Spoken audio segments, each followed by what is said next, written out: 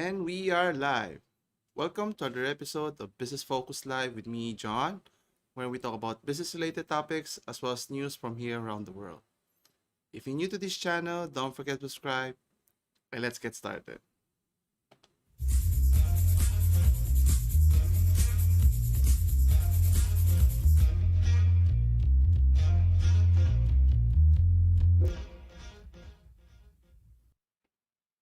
And we're back. Thank you again for joining me today.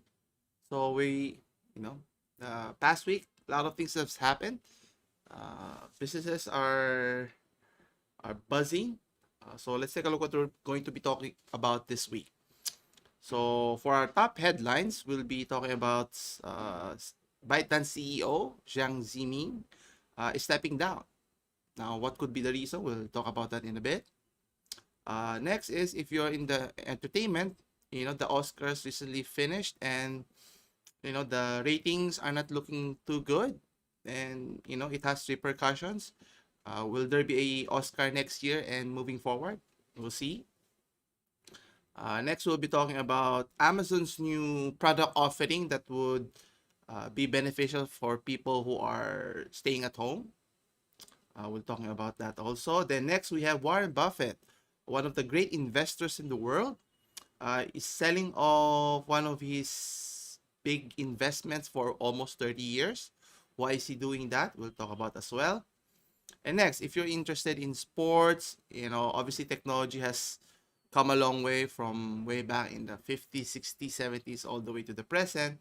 How can technology improve a team's chance of winning or competing at the highest level?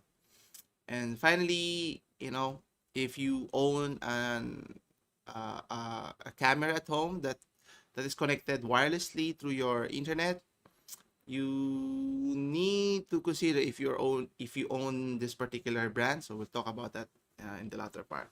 Anyway, so to start off, as I mentioned, so one of the biggest companies in the world, ByteDance, which is headed by Mr. Zhang Yiming, sorry, is a Chinese billionaire, is stepping down. Now, what's the reason behind it? Now, according to the article here at businessinsiders.com, he mentions that he's not a very social person and lacks the managerial skills. Now, for those who are not familiar, ByteDance was established way back in almost 10 years ago, 2012. So being in the industry for that long, if you're not sociable or don't interact with your employees or minimal interaction, or have the necessary management skills, you won't be as successful as he is now. But still, having a net worth of in the north of $40 billion, is still a lot, and he's stepping down to focus more on his private life and keeping a low profile in a sense. I don't know how you could do that if you're a billionaire here.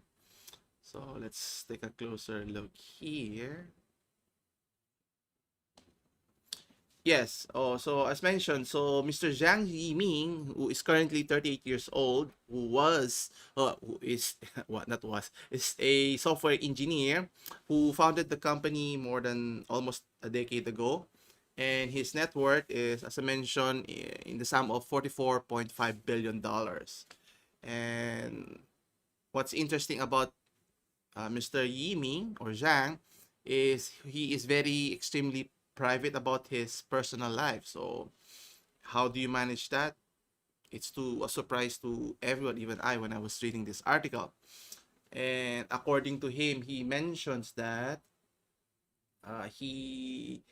the truth is, he mentions that he lacks some of the skills and he's not an ideal the ideal manager here. But being able to create a big business like ByteDance, being able to invest in a lot of gaming companies, especially not just in China, but also in the United States, he must be doing something right. Either he's very humble in his presentation, or he has hired a lot of, competent people to surround him to help him in his day-to-day activities here. Now, just to give everyone an idea of who Mr. Yiming is, he's already married to his college sweetheart, as mentioned in the article. And I already mentioned, since forming ByteDance way back in 2012, 4 years later, he launched TikTok, which was at the time was called Douyin, when it was released in China. Now, obviously, TikTok has gained a strong footprint in the social media platform that a lot of individuals, not just in China, but you have in India, in US, in Europe, practically all over the world. Now, obviously, they've been under some pressure with regards to the US-China trade relations, and the US stating that concerns regarding security information being used by the government to promulgate their agenda and so forth. Now, obviously, that's difficult to prove, but in terms of business sense, the company ByteDance has gone a long way from almost 10 years ago.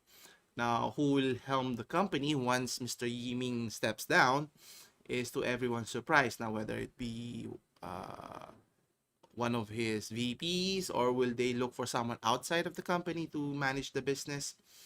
So we'll have to wait and see who would continue the growth and spread of of the company that is ByteDance here. Next we have, speaking of companies being on hard times, Disney, who owns uh, the the the network ABC, who recently showed the Oscars. If you're into entertainment, the Oscars pertains to rewarding or you know recognizing people in the movie industry in terms of their performance in a film, in general, and so forth. But anyway, what's interesting here is, according to the article here at deadline.com, uh, the what happened in the Oscars recently, uh, they reached an unfathomable low in terms of ratings.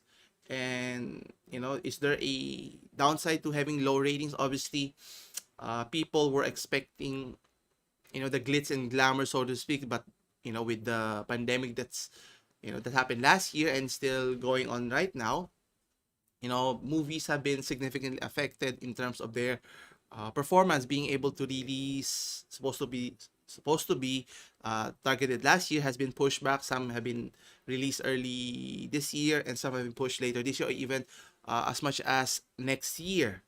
And has that got to do with the low ratings here, or is it a little bit more involving politicking, the social agenda issues that was being promulgated in social media? Anyway, that's not the interesting here. According to the article, obviously, if a lot of people are watching, the Oscars, advertisers, typically companies that wants to sell you a product or service, is looking to take advantage of that scenario. If they know a lot of people are watching, and if they were to promote it through an ad, you're more than likely to buy their product, which is good for the business. But what's interesting here is the Oscars are asked, not the Oscars, but the TV network, who is banking on this big audience viewership, is asking advertisers to pay a shell out in the sum of, you'd be surprised, $2 million per spot for a 30-second spot. So you can just imagine how many commercials they had for that entire run, and multiply that to 2 million. You can see already how much the network is raking because of that. But because of low ratings, low viewership, the network is, it's in hot water from the advertiser. Obviously, they're expecting to generate a substantial amount. That's not the case here.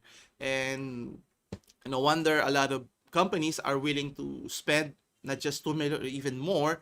Let's say in the National Football League, in particular during Super Bowl weekend, where a lot of people, a lot of eyeballs are watching in the game.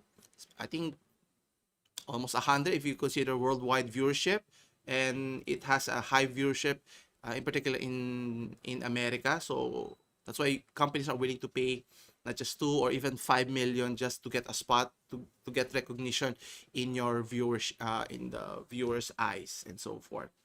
Anyway, so let's see here. What the heck was it?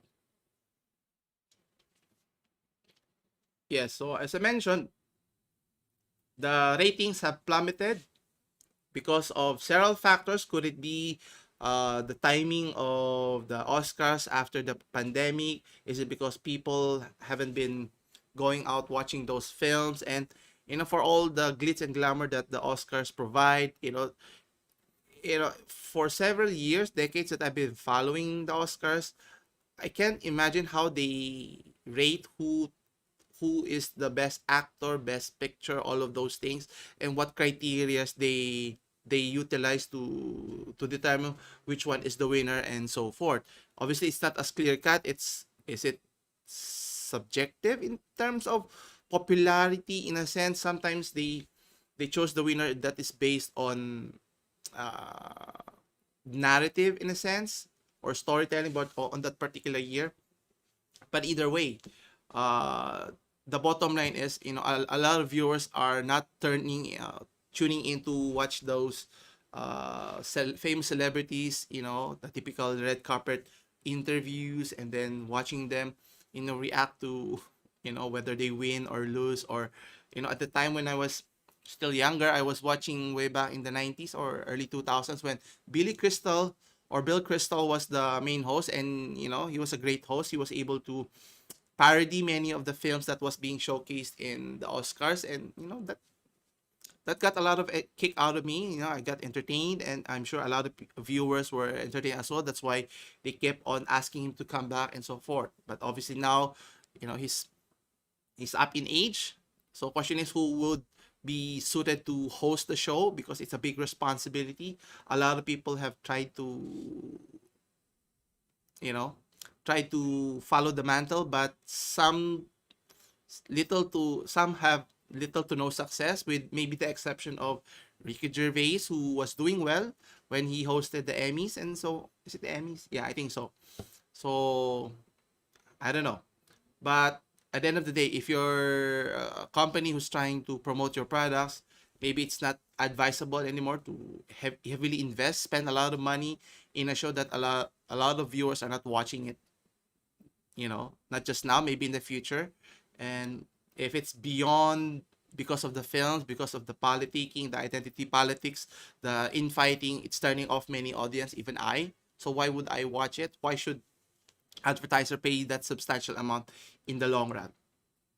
Well, hopefully the Oscars can steer clear, since they're almost reaching a century mark here. And if it were to suddenly fell apart, meaning the prestige of winning an Oscar would be for naught, meaning all the previous winners, you just throw away your Oscar, and doesn't mean squat for anyone if no one's watching your show anyway. Here's an interesting, we've been talking a lot about Amazon regarding their problems with the antitrust issues with the government, how they treating their markets, their dominance, their monopolistic practices, and so forth. But despite that, they're still moving on, right? Trying to, I won't say eke out, but continue, grow their business, and reach a wider, create more portfolio, in a sense. And one of the interesting things that they're trying to launch now, or planning to launch, is to provide a home medical test for households, which is kind of interesting. And they're calling it diagnostics. So you can do your medical test, like COVID-19 test at home, which is a great idea, and sexually transmitted infection diseases and other clinical genomics. So obviously, going out is always a concern for many people. Being able to have those services done at your doorsteps, or you can do it similar like how a pregnancy test would work, would be a big deal. And that would sell a lot of products, if you're concerned in terms of safety, having that social distancing requirement and so forth. So let's see here. Where was it? There you go. So I mentioned, so Amazon is planning to launch, they're calling it the diagnostics, and offering home testing kits for COVID-19 and other illnesses as mentioned. Now, they're doing this by using their subsidiary company. They're calling it STS Lab Holdco, who's doing this testing. So they offer testing kits for infections that lead to respiratory and sexually transmitted disease. Obviously, the more common it is that needs to be get tested right away, the more it makes sense to have those tests readily available for the public and so forth. Now, what's interesting here is the project that they mentioned for the diagnostics. They, what did they call it? Let me see here. Yes. So the initiative led by a team.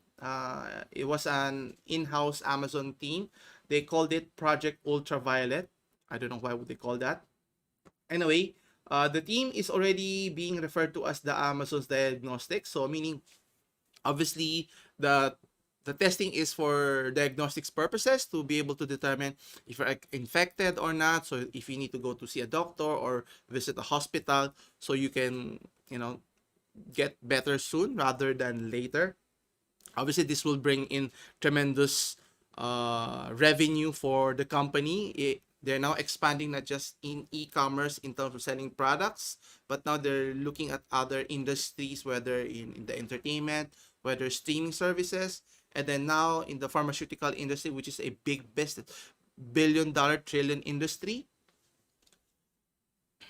Anyway, so question here is, will this get will this push through? Now obviously, looking at the numbers here, if you think about it, it made sense for Amazon if you're the company, but it's still in the planning discussion process, so it could be delayed, according to the article, or it could be entirely canceled altogether, which is, or hopefully, for the company's sake, that if it makes sense to offer this product, then why not, offer this to the market as a whole, so that, the majority of public can benefit from it.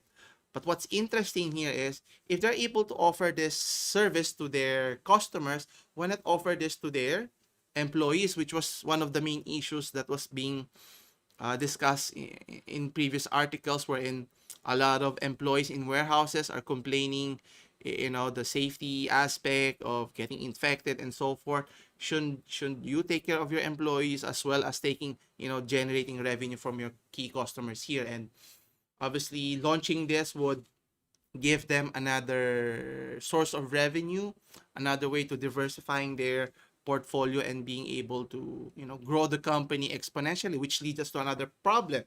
Are they growing too big?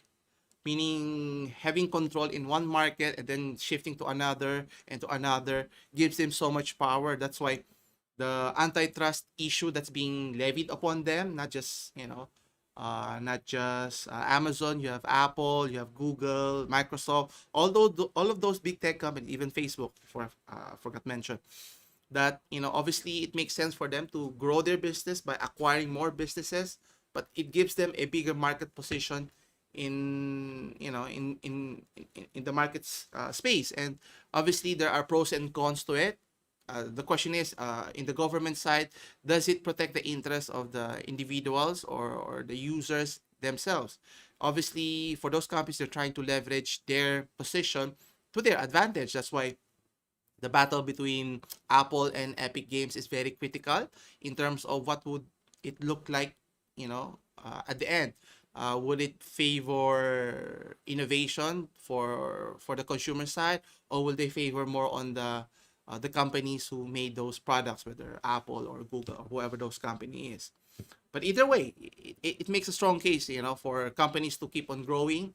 But if you try to break them up, will it stagnate their growth and so forth? But we'll see. But again, if Northern America or in the United States is any indication of how markets will dictate those companies will behave, you already saw European Union, European countries, not not not thrilled about the monopolistic actions that some of the tech companies have been implementing. So obviously, it's up to the government to put a stop to it, to monitor them, to put a what do you call this? A barrier so that they don't just completely take over the entire market space here. Anyway, speaking of investment, so Berkshire Hathaway, which is managed by one of the greatest investors of the world, Warren Buffett, is completely shedding all of its investment in Wells Fargo, the banking institution, since way back in 1989. So more than 30 years of partnership with the company here. So they have already sold most of their investments in the company here. And question is why? Why are they doing this? Obviously, if you're not familiar, Wells Fargo has been a big stable in the United States, but due to bad decisions from the top management, led to a lot of scandals and the reputation being shattered due to simply mismanagement and so forth. Now, what's interesting here, the company, or in this case, Berkshire Hathaway, is abandoning more than 30 years of their investment with the bank for mistreating its customers. Not just the customers, but how it dealt with the crisis when it appeared. So, just to give you an idea, so Berkshire owned a little over 26 million or 26.4 million shares, which is considered a lot. But despite that, they're willing to sell most of it or all of it because of the issue, as mentioned, of the bank's reputation was shattered when revelations surfaced that employees facing aggressive sales goals opened millions of unwanted accounts, charged unnecessary mortgage fees, as well as forced drivers to buy car insurance that they did not need. So, meaning, obviously, for any business, in this case, the banking institution here, is trying to generate profit to bolster their performance, to appease the shareholders, right? But up to what extent? Now, obviously, what they did here is going to the extreme here in terms of, if you're an employee of the bank and if you don't generate sales in any means possible, so you can reach a certain quota, you will be fired. I think that's the worst case scenario. So obviously there are unintended consequences, good and bad. And in this case, more bad consequences, which is trying to create unwanted accounts, some even to the point of creating fictitious, which what happened to the wildcard scandal last year.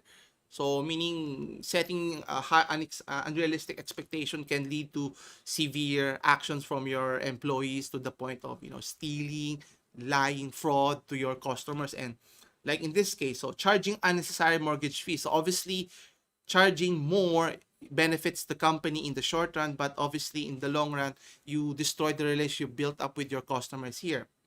Another issue that they mentioned is the forcing drivers to buy the car insurance that they did not need. Now, obviously, you need insurance to protect yourself from injuries and accidents and so forth. But if you try to keep on adding certain features that you don't need, then that's just what they call it. That's just padding your sales here, which is not good for anyone, whether you're the customer or you're the company here. And obviously, according to Mr. Buffett, he mentions that what they're doing here is considered dumb, and they shouldn't be doing this in the first place. And he mentions that the incentive system was slow to make things right. So the incentive system is not working, it's counterproductive.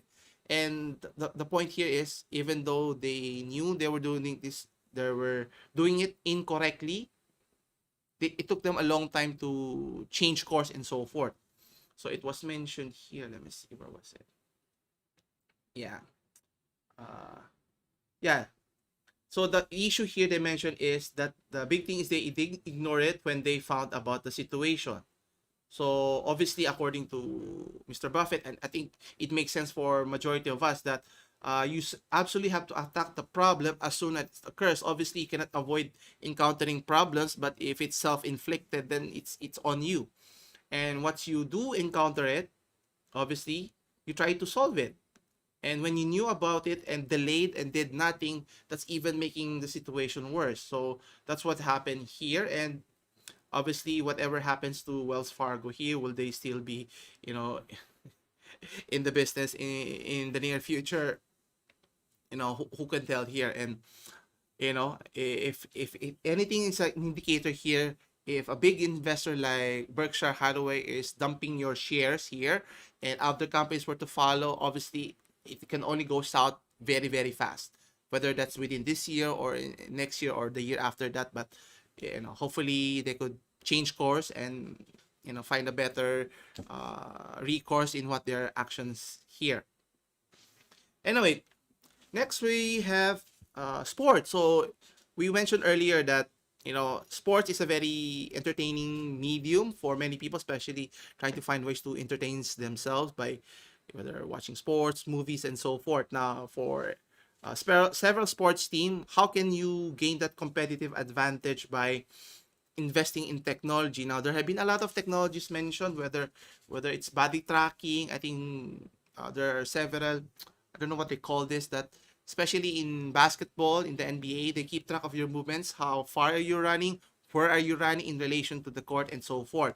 Now, there's this new company or another company, Luceo Sports, is offering a software firm that digitizes the playbooks of sports teams. So rather than use the traditional paper or just stationary photo, uh, they're trying to grow their business so that it could expand to other sports as well. So they've started in basketball with the National Basketball Association here. So what they're trying to target is to expand to other sports, maybe hockey, football, American football, maybe even soccer, or even baseball and so forth. Now, what the company is trying to do, let me see here. So what the company is trying to do here is trying to look for investors to invest in the company so that they can expand. Obviously, they're still trying to grow, and according to the CEO and founder Andy Graham, he mentions that he's seeking approximately $5 million to invest in their sales and marketing. Obviously, trying to grow their business is no easy feat, and you need a lot of resources, financial and human capital, to be able to do that. And one of their key strategies or their features is the ability to be able to animate those playbooks, so to speak. So I think they have an example here. Let's take a closer look. So they mentioned that using play animation, so you get the sequence and timing instead of just static pictures. I think a lot of sports could benefit from it tremendously. So it looks something like this. So it's somewhat stagnant, that you see the movement from player one is screened off by player 5, and then it screens the other player and so forth. So there are a lot of actions here. Obviously, with the static picture, for many it's difficult to discern, especially for non-sports aficionados. So their goal here is, I think they have the video. Yeah, there you go. So you can see here, it's a good illustration of how a video, the playbook would work as intended. So let's see here. So you can see how the play turns out, and you can see right away the sequence of actions here. So if you were to be able to implement it, so anyone, let's say you got a new player, be able to insert him in actual gameplay, because obviously before that player comes in, you give him all the playbooks list so that they can review. By the time he comes in for actual game, they already know what to do, what their position is in terms of, are you supposed to screen that player, where do you go after the first set of moves occurs, and so forth here. And obviously in this case, player 4 here is the one inbounding the ball, and the goal is to pass the ball to player 5 here, right? But before that happens, a lot of action has to happen. So player 1 and player 3 screens each other on opposite sides of the court in the corners. And then you see player 2 is being screened by player 5, and then he pops up on the top of the key. And by then, player 5 will have been isolated in the middle of the court or underneath the basket. So by the time he he screens for player 2, he can seal his defender so that he'll be all alone underneath while the rest are distracted while running. So let's see the actual gameplay. I think the Miami Heat was able to incorporate this type of gameplay. And let's see here. Yeah, so you can see here Miami is in the same position here. So you can see here the two top players here will doing a crisscross on both sides of the corners. They'll run there, and then I think that's Bam at the bio who will be screening for, I forgot who's the player. Is that I can't see who the player is, but the player at the bottom will be screened by Adebayo so he can pop up in the top of the key, and let's see how it turned out. So they want you to replace, and you can see here the main play is actually for the center or here for Adebayo to catch the ball since everyone is spread out, so that he'll get an advantage. And obviously depending on the time limitation, since in this case they only have less than 2 seconds, so you only have one chance to either catch and shoot or throw it in the hoop and then someone go get it and then put it in the hole.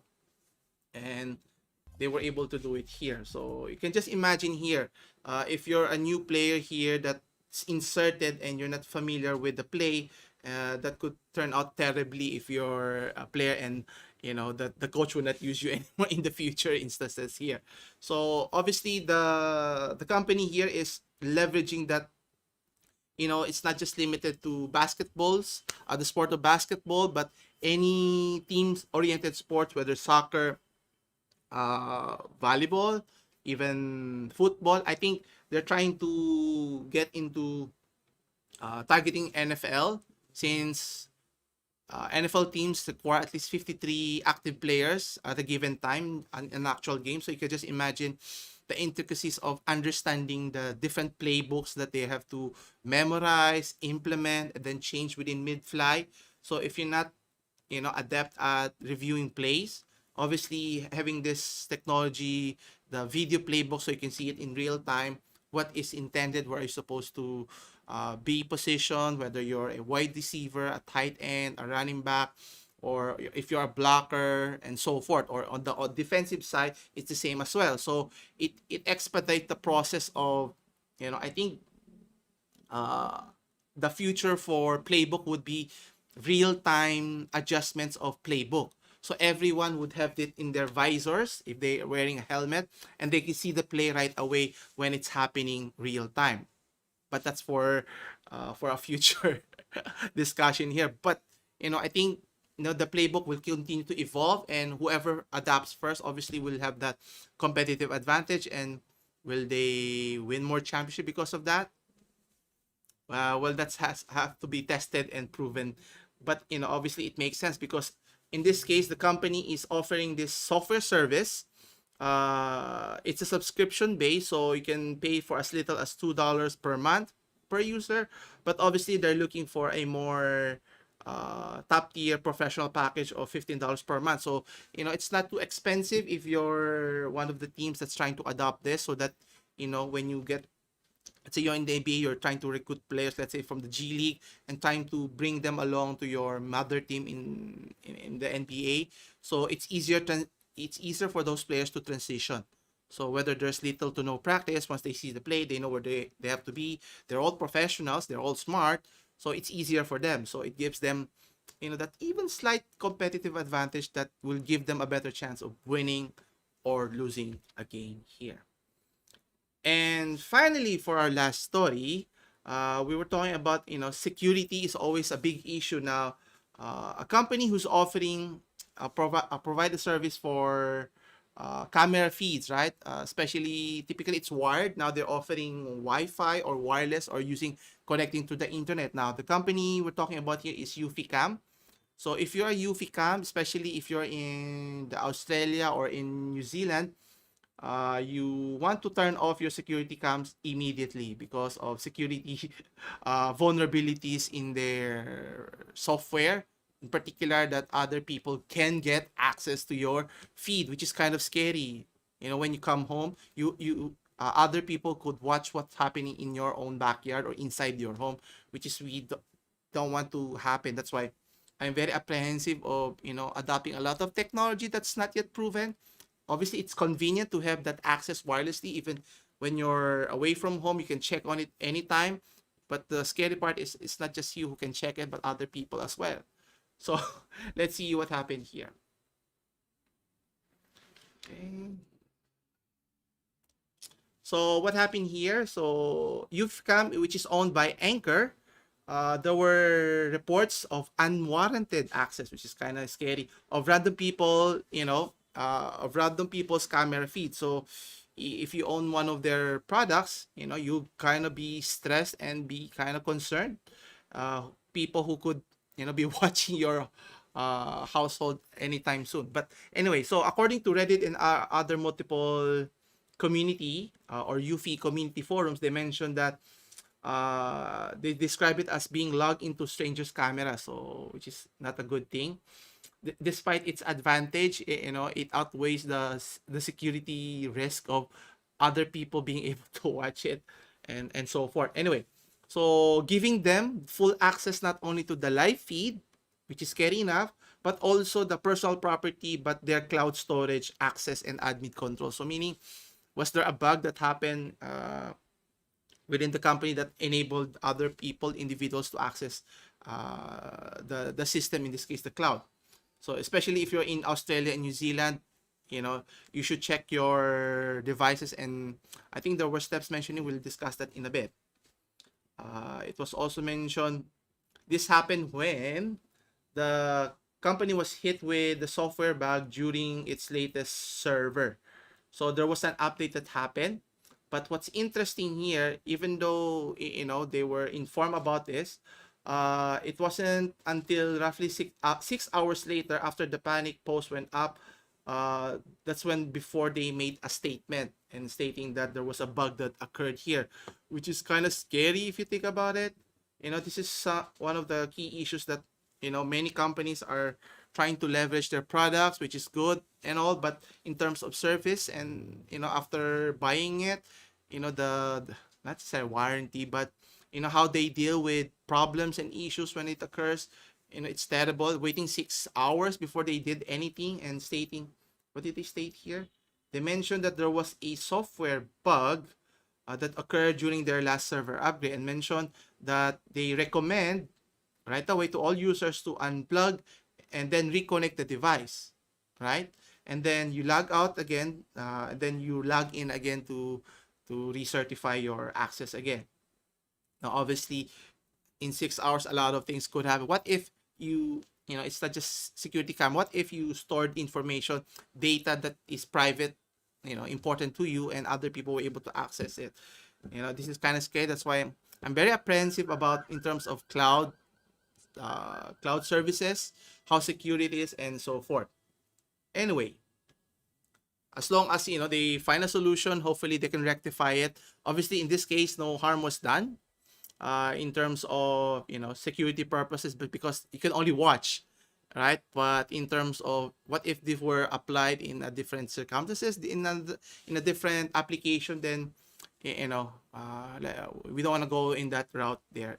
Anyway, well, hopefully they could resolve it, not just the cameras here, but also other technological device that we have that rely on cloud services. Anyway, I think that concludes our discussion for today. Thank you again for joining me today. For more business news, stay here with Business Focus Live. If you're interested in any of the topics that was discussed today, I'll put the link in the description below. As always, I'll see you again next week. Same time, same channel. I almost wasn't able to live stream today before I forgot. The internet connection here was down for most of yesterday, so I wasn't sure I was able to do a live stream today. But anyway, that's it. So I'll see you again next week. Take care and stay safe.